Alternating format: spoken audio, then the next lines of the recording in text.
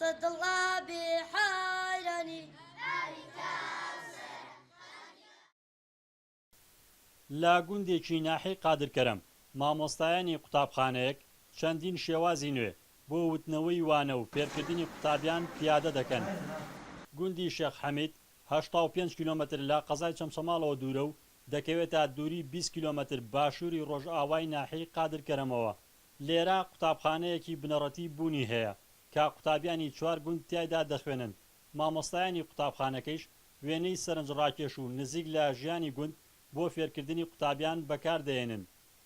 چەند وێنەی شتی جوان لە قوتابخانەکەمە هەڵوەسراوە بۆ دڵخۆشی ئێمە و یارمەتیدانمان لە خوێندنماندا. ئێستاش ئێمە بەڕاستی ئەگەر تا پۆلی 12 ئاوا بڕۆین بەڕاستی زۆر پێشکەوتوش ئەبین.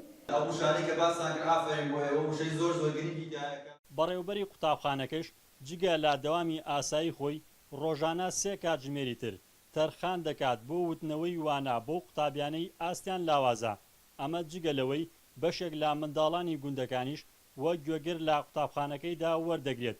لە هەمان کاتدا لەسەر ئەرکی خۆی یاخود لە ڕێگەی سەنتەرە خێرخوازەکانەوە ئەو بەڕێوبەرە ئامێری چاپ و کۆمپیوتەر و خەڵات و دیاری تایبەت بۆ قوتابیان دابین دەکات و بەسەریاندا دابەشی دەکات.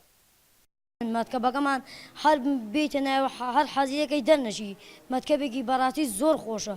مامۆساکانمانش هەچی پێداویستێکمان پێویست بێ بۆمان دەکەن، هەچی تەلەبێکیش خراو بێ ئێوانان دەتوان وەریگرنەوە. جیاواز لە قوتابخانەکانی تری هەرێم لەم قوتابخانەیە جگە لە پرۆسەی خوێندن بەهۆی نەبوونی سەرتاشخانە لە گوندەکانی ناوچەکە بەڕێوەبەری قوتابخانەکە ژوورێکی تایبەتی بۆ سەرتاشینی قوتابیان تەرخان کردووە و خۆی کاری سەرچاکردنی قوتابیان دەکات. قوتابخانەکانی گوندەکان زۆر ئیهمال کراون، زۆر ئیهمال کراون، هەتا هەندێک جار بۆ هەندێک کار ئەڕۆی ئەڵێ تۆ قوتابخانەی لادەی، یعنی جیاوازێکی زۆر هەیە لە نێوان شار و لادێ کە حەقی وایە ئەگەر جارێک خزمەتی شار بکرێت 2 جار خزمەتی لادێ بکرێت. دەستە یعنی چی؟ تەختەسەر ئافرین ها. ئەگەرچی بەپێی بڕیاری پەروەردە مامۆستایانی گوند پاش چەند ساڵێک لە خزمەتکردن دەتوانن داوای گواستنەوە بکەن بۆ نێو شارەکان، بەڵام مامۆستا کامەران سەرباریەوەی 6 ساڵە لەو گوندە مامۆستایە چەند جارێکیش لەلایەن پەروەردەی چەمچەماڵەوە داوای گواستنەوەیان لێکردووە بەڵام ڕەتی کردوێتەوە.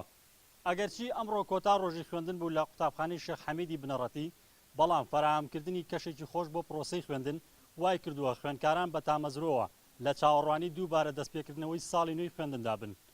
ڕزگار جەبارێن ئارتی، گوندی شێخ حەمید.